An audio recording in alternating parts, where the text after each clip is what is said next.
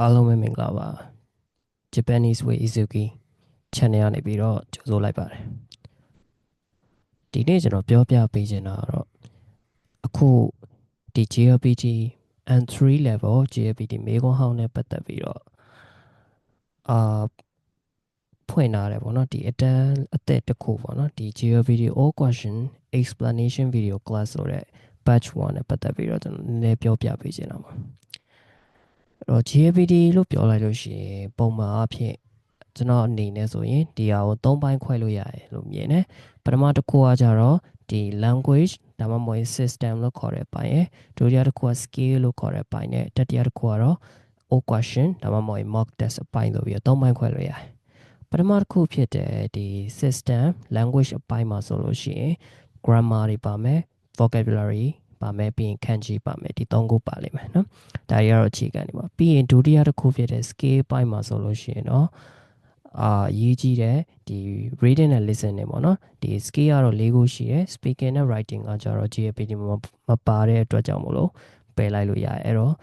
listening နဲ့ reading ဆိုပြီးတော့ skill ပိုင်းမှာရှိမယ်ပြီးနောက်ဆုံးတစ်ခုဖြစ်တဲ့ all question mock test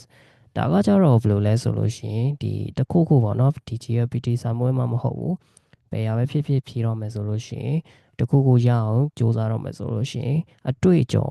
experience ရှိဖို့လိုတယ်အဲ့တော့ GLPT လိုမျိုးစာမေးပွဲမျိုးမှာစိတ်လှုပ်ရှားမှုမရှိဘဲနဲ့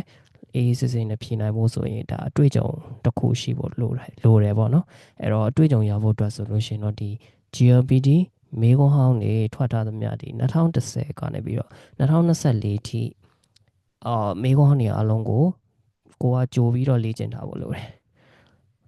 ဟိုက်အဲ့တော့ကျွန်တော်အနေနဲ့ဆိုလို့ရှိရင်လည်းဒီ GLPT ဖြေခဲ့တော့ကဒီအရှိမပြောတဲ့ဒီ grammar တွေဘာတွေထက်ကျွန်တော်အဓိကအဖြစ်အားစိုက်ပြီးတော့လုပ်ခဲ့တာကဒီမေးခွန်းတွေကိုအားစိုက်ပြီးလုပ်ခဲ့တယ်ပြီးရင် reading ကိုအားစိုက်ပြီးလုပ်ခဲ့ဒီနေ့ကျွန်တော်ပြောပြပေးချင်တာတော့ဒီ all question ကို focus လုပ်ပြီးတော့ပြောချင်တာအဲ့တော့ all question တွေကို N3 ပေါ့နော် N3 GLPT all question မေးခွန်းတွေကိုလေ့ကျင့်ရတာအခက်တွေ့နေမလား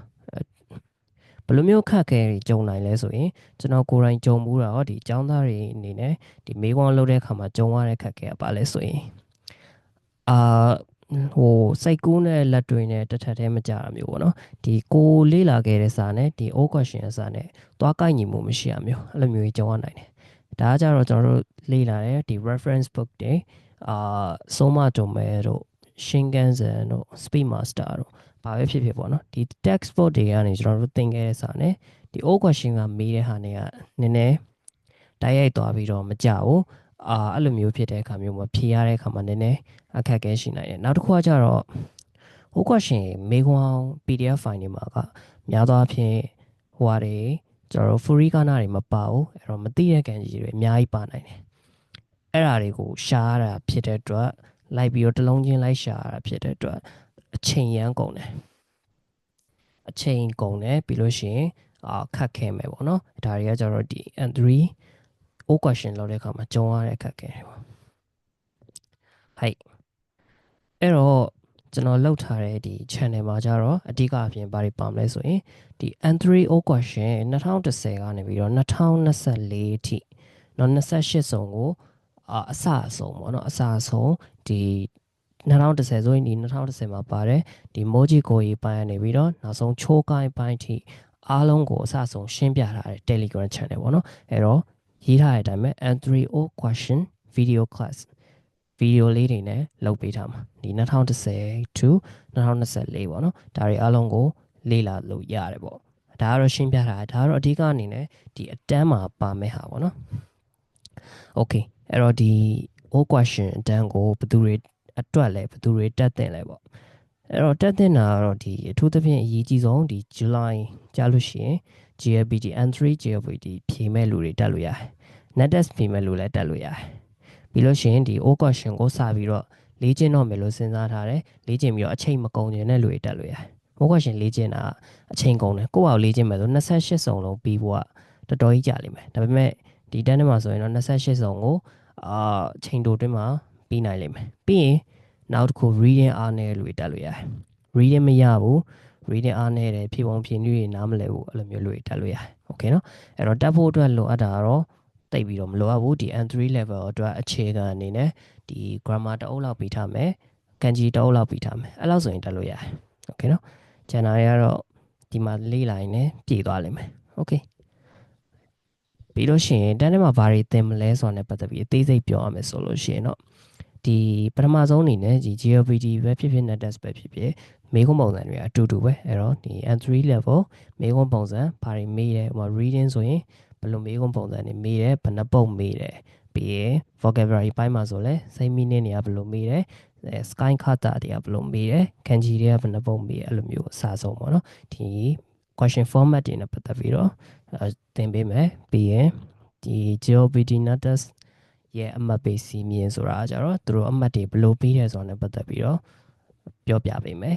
โอเคပြီးရင်ခုနပြောတယ်ဒီ2010 to 2024အစဆုံး28ဆုံးလုံးရှင်းပြထားတယ်အသေးစိတ်ရှင်းပြထားတယ် video file တွေပါမယ်ပြီးရင်အထူးသဖြင့် reading ပိုင်းကျွန်တော်အနေနဲ့ကတော့ကျွန်တော် reading ပိုင်းကို specialize လုပ်တယ်ပေါ့နော်အဲ့တော့ reading ပိုင်းကို reading ဖြည့်နည်းတွေအသေးစိတ်ဒီကထားပြီးတော့သင်ပေးသွားမယ်ပြီးရင်ဒီ exam နဲ့ပတ်သက်တဲ့ tips တွေဖြစ်တဲ့အဲ့လိုမျိုးအချိန်လောက်အောင်ဘယ်လိုဖြည့်မလဲတို့အောင်ရုံလောက်ဆိုဘယ်လိုဖြည့်မလဲအမှတ်ပြေးအောင်ဘယ်လိုဖြည့်မလဲလို့စသဖြင့်ဒါတွေထည့်ပြီးတော့သင်ပေးသွားမယ်ဘယ်လိုသင်မှာလဲဆိုရင်တော့အဓိကတော့ Telegram channel နဲ့ပဲထုံးစံတိုင်းသင်သွားမယ်အဲ့တော့ Telegram channel မှာသင်ခန်းစာဗီဒီယိုတွေကိုတင်ပေးမယ်ဒါကတော့အဓိကချက်သင်ခန်းစာဗီဒီယိုတွေကြည့်ရမယ်ပေါ့နော်ပြီးလို့ရှိရင်နောက်တစ်ခုကကျတော့နှစ်ပတ်တစ်ခါမှဒီ Zoom class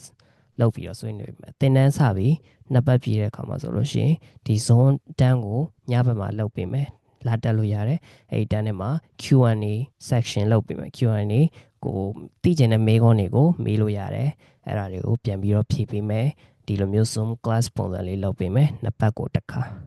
ပြီးရင် mock test လုပ်ပေးမယ် mock test ဆိုတာကကြတော့ဒီ GLPT ပုံစံအတိုင်းအချိန်သတ်မှတ်ပြီးတော့ပြန်ဖြည့်တဲ့ပုံစံမျိုးပေါ့နော်အဲ့ဒါမျိုးဖြည့်တာကို mock test တွေကိုပြန်ပြီးတော့ဒီ